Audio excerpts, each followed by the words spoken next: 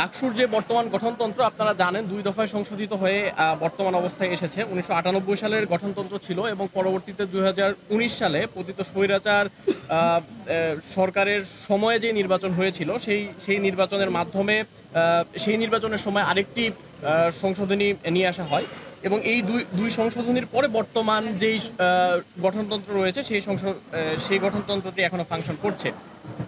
এক্ষেত্রে এই গঠনতন্ত্রে যেই বিষয়গুলো সংস্কার করা প্রয়োজন বলে আমরা মনে করি সেই বিষয়গুলো আমরা পেশ করছি। প্রথমত লক্ষ্য উদ্দেশ্য যেটি বর্তমান লক্ষ্য উদ্দেশ্যের ধারা ২-এর ক-তে বর্ণিত আছে যে স্বাধীনতার সংগ্রাম ও মুক্তিযুদ্ধের মূল্যবোধকে ধারণ ও লালন করা।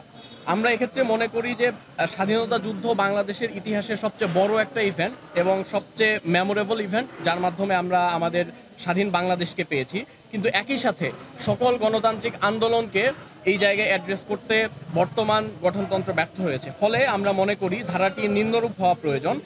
স্বাধিকার আন্দোলন, মহান মুক্তিযুদ্ধ, স্বৈরাচার বিরোধী আন্দোলন, ২৪-এর গণঅভ্যুত্থান সহ সকল গণতান্ত্রিক আন্দোলনের ধারাবাহিকতায় সকল শিক্ষার্থীর মধ্যে সর্বোচ্চ গণতান্ত্রিক মূল্যবোধকে ধারণ ও লালন করা।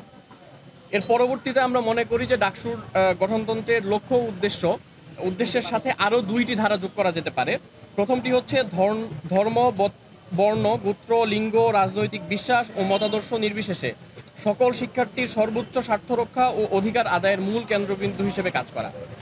এবং দ্বিতীয়টি হচ্ছে শিক্ষার্থীদের মতামতকে গুরুত্ব প্রদানের মাধ্যমে বিশ্ববিদ্যালয় সংশ্লিষ্ট সকল নীতিমালা প্রণয়নে শিক্ষার্থীদের সক্রিয় অংশগ্রহণ নিশ্চিত করা।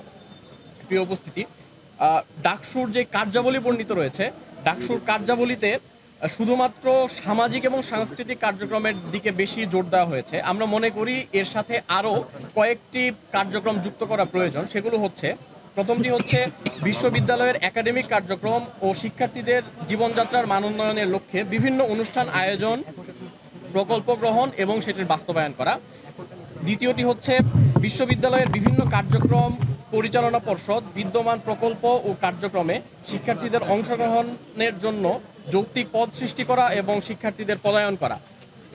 এবং সর্বশেষটি হচ্ছে বিভিন্ন বিষয়ে বিশ্ববিদ্যালয়ের নীতি নির্ধারণী সিদ্ধান্ত গ্রহণের ক্ষেত্রে জরিপ, ডিজিটাল আউটরিচ, দৈব চয়ন প্রভৃতি নানা বিজ্ঞানসম্মত ও যৌক্তিক উপায়ে শিক্ষার্থীদের মতামত গ্রহণ করা ও প্রকাশ করা। আমরা দেখতে পেয়েছি বর্তমান যেই গঠনতন্ত্র রয়েছে, বর্তমান গঠনতন্ত্রে সভাপতির যেই স্বেচ্ছাচারী যেই ক্ষমতা অর্পণ করা আছে, সেটি আমাদের কাছে মনে হয়েছে যে এটি একজন সভাপতিকে স্বেচ্ছাচারী হয়ে উঠতে সাহায্য করে। ফলে আমরা মনে করি গঠনতন্ত্র সংশোধনের মাধ্যমে এই ক্ষমতাকে কমিয়ে আনা প্রয়োজন এবং কার্যনির্বাহী পরিষদকে শক্তিশালী করা প্রয়োজন। এক্ষেত্রে যেই বিষয়টি সমস্যাপূর্ণ মনে হয়েছে আমাদের, যে সভাপতি যে কোনো সময় সংসদের সার্বিক স্বার্থে যে কোনো পদাধিকারী বা নির্বাহী কমিটির সদস্যকে বরখাস্ত করতে বা নির্বাহী কমিটিকে সম্পূর্ণভাবে বাতিল করতে এবং পুনরায় নির্বাচন আহ্বান করতে বা সংসদ পরিচালনার ক্ষেত্রে যে কোনো পদক্ষেপ নিতে পারেন। এক্ষেত্রে আমরা মনে করি যে এই একচ্ছত্র যে ক্ষমতা সভাপতিকে দেওয়া হয়েছে, এটি একজন সভাপতিকে স্বেচ্ছাচারী হয়ে উঠতে বাধ্য করবে। ফলে আমরা মনে করি যেহেতু ডাকসু একটি নির্বাচিত কাঠামো এবং এই নির্বাচিত কাঠামোতে সভাপতি পদটি অনির্বাচিত, এক্ষেত্রে সভাপতির পদটি কোনো ধরনের নির্বাহী কার্যক্ষমতা থাকা উচিত নয় এবং এই পদটিকে সম্পূর্ণরূপে আলংকারিক পদ হিসেবে ঘোষণা করতে হবে এবং সভাপতির সমস্ত ক্ষমতা সীমিত করে সিদ্ধান্ত গ্রহণের ক্ষমতা নির্বাহী পরিষদের হাতে ন্যস্ত করতে হবে। আমরা দেখতে পেয়েছি যে ডাকসুর যেই পদগুলো রয়েছে, নির্বাহী এবং অন্যান্য পদ, সেই পদের ক্ষেত্রে কিছু সংশোধনীর ব্যাপারে আমরা প্রস্তাবনা করেছি। সর্বশেষ এই সংশোধনী এসেছিল ২০১৯ সালের যেই গঠনতন্ত্র সংস্কার, সেই সংস্কারের জায়গা থেকে। আমরা মনে করি বিদ্যমান যে পদ এখন বর্তমান যেটি রয়েছে ৫-এর স্বাধীনতা সংগ্রাম ও মুক্তিযুদ্ধ বিষয়ক সম্পাদক, এক্ষেত্রে আমরা দুটি সমস্যা লক্ষ্য করেছি। ব্যক্তির ক্ষেত্রে যে জোর প্রদান, অর্থাৎ এখানে বলা হয়েছে জাতির পিতা বঙ্গবন্ধু শেখ মুজিবুর রহমানের দর্শন ও আদর্শের প্রচার করা, এটি হচ্ছে ডাকসুর যে একজন সদস্য তার একজন কাজ হবে, একটি কাজ হবে স্বাধীনতা সংগ্রাম এবং মুক্তিযুদ্ধ বিষয়ক সম্পাদকের কাজ হবে জাতির পিতা বঙ্গবন্ধু শেখ মুজিবুর রহমানের দর্শন এবং আদর্শের প্রচার করা। আমরা মনে করি ব্যক্তি নির্ভরতা থেকে সরে এসে মতাদর্শগত যে প্রচার, সেই প্রচারই মূল উদ্দেশ্য হওয়া উচিত। মুক্তিযুদ্ধের যে সঠিক আদর্শ, সেই সঠিক আদর্শের প্রচারই এই এই সম্পাদকের কাজ হওয়া উচিত। এবং একই সাথে বাঙালি জাতীয়তাবাদের যেই প্রশ্ন এখানে অ্যাড্রেস করা আছে, অর্থাৎ বাঙালি জাতীয়তাবাদের প্রচার এবং প্রসারের যে দায়িত্ব দেওয়া আছে, আমরা মনে করি সেই দুই জায়গায় পরিবর্তন এনে এই স্বাধীনতা সংগ্রাম এবং মুক্তিযুদ্ধ বিষয়ক সম্পাদকের যে কাজ, সেই কাজটি এমন হওয়া উচিত ব্রিটিশ বিরোধী আন্দোলন থেকে শুরু করে ভাষা আন্দোলন, মুক্তিযুদ্ধ, স্বৈরাচার বিরোধী আন্দোলন, নিরাপদ সড়ক আন্দোলন ও জুলাই এর গণ অভ্যুত্থান সহ সকল গণতান্ত্রিক আন্দোলনের স্পিরিটকে ধারণ করে দেশের সার্বভৌমত্বের সুরক্ষা, মৌলিক মানবাধিকার, গণতান্ত্রিক মূল্যবোধ, পারস্পরিক সম্প্রীতি ও বাংলাদেশি জাতীয়তাবাদের প্রসারে গুরুত্বপূর্ণ ভূমিকা পালন করবে।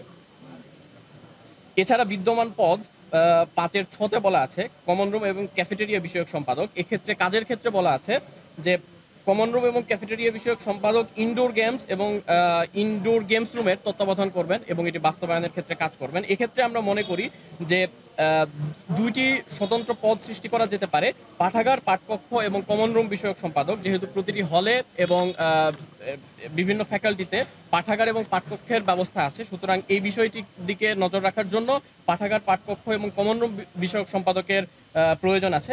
এবং ক্যাফেটেরিয়া এবং ক্যান্টিন বিষয়ক সম্পাদক, এই দুটি পদ সৃষ্টির মাধ্যমে এই বিষয়গুলোকে সুচারুভাবে বাস্তবায়ন করা সম্ভব। এবং আমরা মনে করি যে বর্তমান কাঠামোতে 5-ঝ এবং 5-ঞতে স্পষ্টভাবে বর্ণনা করা আছে সাহিত্য সম্পাদক এবং সাংস্কৃতিক সম্পাদক দুটি স্বতন্ত্র পদ। এক্ষেত্রে আমরা মনে করি যেহেতু কাজের সামঞ্জস্যতা রয়েছে, ফলে সাংস্কৃতিক বিষয়ক সম্পাদক এবং সাহিত্য সম্পাদক এই দুইটি পদকে একসাথে মার্জ করে সাহিত্য ও সংস্কৃতি বিষয়ক সম্পাদক হিসেবে একীভূত করা যেতে পারে। এক্ষেত্রে আমরা সময়ের চাহিদার আলোকে দুটি নতুন পদ সৃষ্টি করার জন্য প্রস্তাবনা পেশ করছি। একটি হচ্ছে নারী ও সমতা বিষয়ক সম্পাদক এবং দ্বিতীয়টি হচ্ছে ধর্ম ও সম্প্রীতি বিষয়ক সম্পাদক। বিদ্যমান গঠনতন্ত্রতে পরবর্তী নির্বাচন, অর্থাৎ একটি নির্বাচন হওয়ার পরে কার্যক্ষমতা যখন নির্বাহী পরিষদ গ্রহণ করে, এর পরবর্তী যে নির্বাচন, সেই নির্বাচন কবে হবে এই বিষয়ে বর্তমান যেই গঠনতন্ত্র সেখানে স্পষ্টভাবে বলা আছে যে 365 দিন এই নির্বাহী পরিষদের কার্যকাল হবে এবং এই 365 দিন পর 90 দিনের ভেতরে 365 দিন থেকে শুরু করে এর পরবর্তী সময় থেকে শুরু করে 90 দিনের ভেতরের একটা সময়ে পরবর্তী নির্বাচন নিশ্চিত করতে হবে। কিন্তু এই বিষয়ে স্পেসিফিকভাবে কোনো ধরনের কোনো গাইডলাইন দেওয়া হয়নি। সে কারণে আমরা মনে করি যে আমাদের প্রস্তাবনা হচ্ছে যে সংসদে মেয়াদ শেষ হওয়ার 30 দিনের মধ্যে নির্বাচন কমিশন গঠন করতে হবে। এক্ষেত্রে নির্বাচন কমিশন ডাকসুর সভাপতি প্রধান নির্বাচন কমিশনারকে মনোনয়ন দিতে পারবেন এবং ডাকসুর যে কার্যনির্বাহী পরিষদ, এটার মতামতের ভিত্তিতে 2 জন নির্বাচন কমিশনার এবং সিন্ডিকেটের সদস্যদের পরামর্শের ভিত্তিতে 2 জন নির্বাচন কমিশনার, অর্থাৎ মোট 5 জন নির্বাচন কমিশনারের মাধ্যমে নির্বাচন কমিশন গঠিত হবে এবং এই নির্বাচন কমিশন 90 দিনের ভেতরে পরবর্তী ডাকসু নির্বাচন অনুষ্ঠিত করতে বাধ্য থাকবেন। এক্ষেত্রে যদি 90 দিনের ভেতরে নির্বাচন বাস্তবায়ন করা সম্ভব না হয়, তাহলে সভাপতি এর দায়ভার বহন করবেন এবং জবাবদিহিতা করবেন। এক্ষেত্রে আরেকটি বিষয় রয়েছে, সেটি হচ্ছে যে বর্তমান গঠনতন্ত্রের সংশোধন। এক্ষেত্রে বর্তমান গঠনতন্ত্রে বলা হয়েছে ঢাকা বিশ্ববিদ্যালয়ের সিন্ডিকেট যখন প্রয়োজন মনে করবে তখনই এই গঠনতন্ত্র সংশোধন করতে পারবে। কিন্তু এই বিষয়টি নিশ্চিত যে সিন্ডিকেটের সাধারণ শিক্ষার্থীদের যে রিপ্রেজেন্টেশন সেটা খুবই কম। সে কারণে আমরা মনে করি যে ডাকসু যেহেতু সাধারণ শিক্ষার্থীদের প্ল্যাটফর্ম, সুতরাং আমরা মনে করি এই গঠনতন্ত্র সংশোধনের ক্ষেত্রে এই ক্ষমতাটি কার্যনির্বাহী পরিষদের উপর ন্যস্ত করা উচিত। ফলে আমরা প্রস্তাবনা পেশ করছি যে ডাকসুর কার্যনির্বাহী সংসদের 2/3 মতামতের ভিত্তিতে ডাকসুর গঠনতন্ত্র সংশোধন, পরিবর্তন ও পরিমার্জন করতে হবে। সিন্ডিকেটের অনুমোদন সাপেক্ষে সংশোধনী কার্যকর হবে। কোনো সংশোধনী সিন্ডিকেটে অনুমোদিত না হলে সিন্ডিকেট তার ব্যাখ্যা প্রদান করবে এবং কার্যকরী পরিষদ সেটি পুনর্বিবেচনা করবে। যদি সিন্ডিকেটের ব্যাখ্যা কার্যনির্বাহী পরিষদে গৃহীত না হয়, সেক্ষেত্রে কার্যনির্বাহী পরিষদ সাধারণ সভার আহ্বান জানাবে এবং সদস্যদের অধিকাংশের ভোটের ভিত্তিতে চূড়ান্ত সিদ্ধান্ত গৃহীত হবে। এক্ষেত্রে আমরা আরেকটি বিষয় দেখেছি, যেটা 7-তে বলা আছে যে নির্বাহী কমিটির সভায় কোনো ধরনের আলোচনার জন্য সেই এজেন্ডাটি সভাপতির অনুমোদন নিতে হয়, অর্থাৎ সভাপতির অনুমোদন ব্যতীত কোনো এজেন্ডা সভায় পেশ করা যায় না বা আলোচনা করা যায় না। এক্ষেত্রে আমরা মনে করি যে প্রস্তাবিত ধারাটি এমন হওয়া উচিত, সংশোধিত ধারাটি এমন হওয়া উচিত যে সভা অনুষ্ঠিত হওয়ার অন্তত 24 ঘন্টা পূর্বে এজেন্ডা সমূহ সভাপতিকে শুধুমাত্র জ্ঞাত করতে হবে এবং সভায় কোরামের 2/3 আপত্তি থাকলে সেই এজেন্ডা আলোচনা সূচি থেকে প্রত্যাহার করা হবে। অর্থাৎ আগে সভাপতি নিজেই কোনো একটি আলোচ্য সূচি নিজে প্রত্যাহার করে নিতে পারতেন। আমরা মনে করি যে এই ক্ষমতা কার্যনির্বাহীর উপর ন্যস্ত হওয়া উচিত এবং কার্যনির্বাহী সিদ্ধান্ত নিবে 2/3 মতামতের ভিত্তিতে যে কোন এজেন্ডাটি আলোচিত হবে এবং কোন এজেন্ডা আলোচিত হবে না। এবং ধারা 18-তে বলা রয়েছে যে গঠনতন্ত্রের যে সকল বিষয়ের নির্দেশনা নেই সেই বিষয়গুলো সভাপতির সিদ্ধান্ত অনুযায়ী আলোচিত হবে এবং সেটি চূড়ান্ত বলে গণ্য হবে। আমরা মনে করি যে এখানেও যে সভাপতিকে যেই ক্ষমতা দেওয়া হয়েছে এই ক্ষমতাটির অপব্যবহার হওয়ার সুযোগ আছে। সেক্ষেত্রে কার্যনির্বাহী পরিষদ জরুরি সভায় যে সিদ্ধান্তগুলো গ্রহণ করবেন সেই সিদ্ধান্তগুলোই চূড়ান্ত বলে বিবেচিত হওয়া উচিত। গঠনতন্ত্রে যে সকল বিষয়ে নির্দেশনা দেওয়া নেই। আমরা মোটামুটি 9টা সংস্কার প্রস্তাবনা উপস্থাপন করেছি। আমরা আশা করব যে এই যেই প্রস্তাবনাগুলো আমরা দিয়েছি এইটার যৌক্তিকতা বিবেচনা করে এবং সকলের যেই মতামত সেই মতামতের ভিত্তিতে বিশ্ববিদ্যালয় কর্তৃপক্ষ ডাকসু নির্বাচন কেন্দ্রিক যেই কার্যক্রম সেই কার্যক্রমের পরিচালনা করতে এই প্রস্তাবনাগুলো গ্রহণ করবেন এবং পরবর্তী যে পরিমার্জিত গঠনতন্ত্র আমরা পাবো আমরা আশা করব যে যৌক্তিকতা বিবেচনায় এই প্রস্তাবনাগুলো যাতে সেই গঠনতন্ত্রে বিবেচনায় নেওয়া হয়।